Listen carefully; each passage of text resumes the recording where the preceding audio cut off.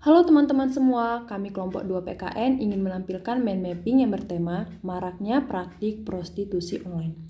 Di sini kami kelompok 2 yang beranggotakan Joshua Leonardo Damanik, Syarla Finanda, Irgi Friskila Ade Pasaribu, dan saya sendiri Mutiara Septiani Sitorus. Selamat mendengarkan teman-teman semua. Maraknya praktik prostitusi online. Prostitusi online adalah praktik pelacuran yang dilakukan melalui media internet atau online sebagai prasarana transaksi bagi mereka pengguna dan pemakai yang ingin menggunakan jasanya. Adapun pemetaannya yaitu terbagi 4, seperti faktor-faktor penyebab prostitusi online dapat terjadi. Yang pertama, lemahnya tingkat keimanan seseorang terhadap Tuhan Yang Maha Esa.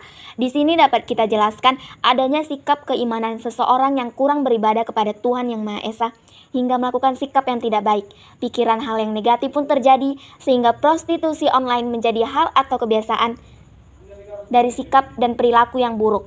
Iman pun goyah dan tidak mengerti mana yang baik. Yang kedua, kemiskinan. Kemiskinan adalah salah satu faktor yang sangat mempengaruhi. Kemiskinan dan pemerataan pendapatan masih merupakan alasan klasik yang selalu dipakai untuk menjawab semua permasalahan mengenai prostitusi online.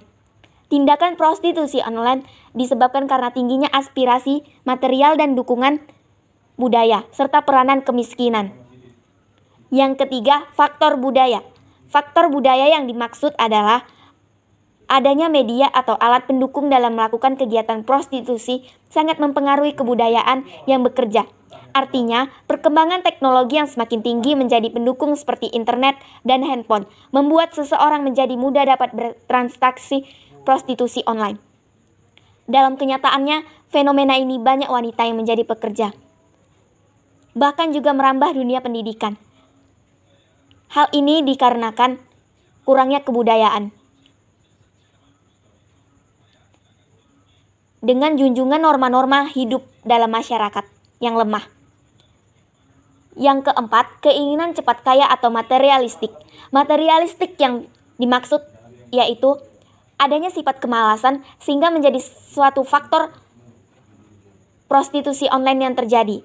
Tanpa harus memiliki keterampilan khusus, walaupun kenyataannya mereka buta huruf, pendidikan rendah, berpikiran pendek, sehingga mereka berkeinginan untuk cepat kaya dengan melakukan pekerjaan yang tidak baik, seperti prostitusi online ini. Yang kelima, lemahnya penegakan hukum. Lemahnya penegakan hukum yang dapat terjadi dalam hal ini kita bisa melihat bahwa belum adanya undang-undang yang melarang prostitusi online serta tidak ada larangan terhadap orang-orang yang melakukan relasi. Solusi mencegah prostitusi online. Solusi untuk mencegah terjadinya atau maraknya prostitusi online yang terjadi ialah yang pertama itu adanya sosialisasi bahaya hubungan seks yang berganti-ganti pasangan.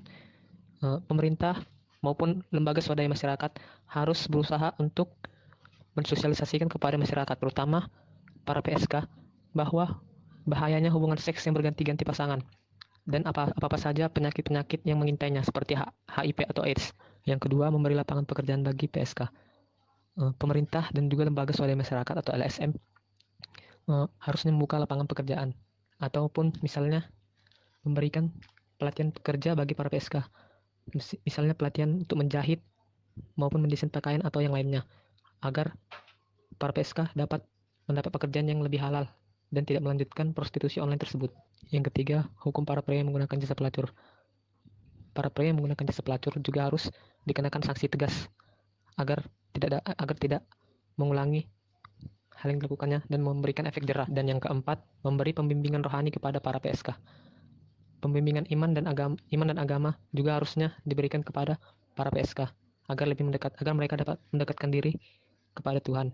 Misalnya pelayanan dalam gereja maupun masjid. Poin 3. Pada poin ketiga ini yaitu hukum pidana pada tindakan prostitusi online terdapat beberapa hukum pidananya yaitu pasal 27 ayat 1 UU ITE. Setiap orang yang dengan sengaja dan tanpa hak mendistribusikan dan atau mentransmisikan atau membuat dapat diaksesnya informasi elektronik dan atau dokumen elektronik yang memiliki muatan yang melanggar kesusilaan. Selanjutnya ada pasal 45 ayat 1 UU 19 2016. Setiap orang dengan sengaja dan tanpa hak atau melawan hukum melakukan intersepsi atau penyadapan atas informasi elektronik dan atau dokumen elektronik dalam suatu komputer dan atau sistem elektronik tertentu milik orang lain. Lalu ada pasal 4 ayat 2 UU Pornografi. Setiap orang dilarang menyediakan jasa pornografi yang A. Menyajikan secara eksplisit ketelanjangan atau tampilan yang mengesankan ketelanjangan. B. Menyajikan secara eksplisit alat kelamin. C. Mengeksploitasi atau memamerkan aktivitas seksual atau menawarkan ataupun mengiklankan baik langsung maupun tidak langsung layanan seksual. Lalu ada pasal 4 ayat 1 UU Pornografi. Setiap orang dilarang memproduksi, membuat, memperbanyak, mengadakan, menyebarluaskan, menyiarkan, mengimpor, mengekspor, menawarkan, memperjualbelikan, menyewakan, atau menyediakan pornografi yang secara eksplisit memuat persenggamaan termasuk persenggamaan yang menyimpang dan kekerasan seksual, masturbasi atau onani, ketelanjangan atau tampilan yang mengesankan ketelanjangan, alat kelamin, ataupun pornografi anak. Pada poin 5 ini yaitu orang yang rentan menjadi pelaku prostitusi online mencakup seseorang yang sedang mengalami kesulitan ekonomi, lalu korban prostitusi anak di bawah umur. Terima kasih sebelumnya telah menyaksikan video mind mapping kami yang berjudul Maraknya Praktik Prostitusi Online.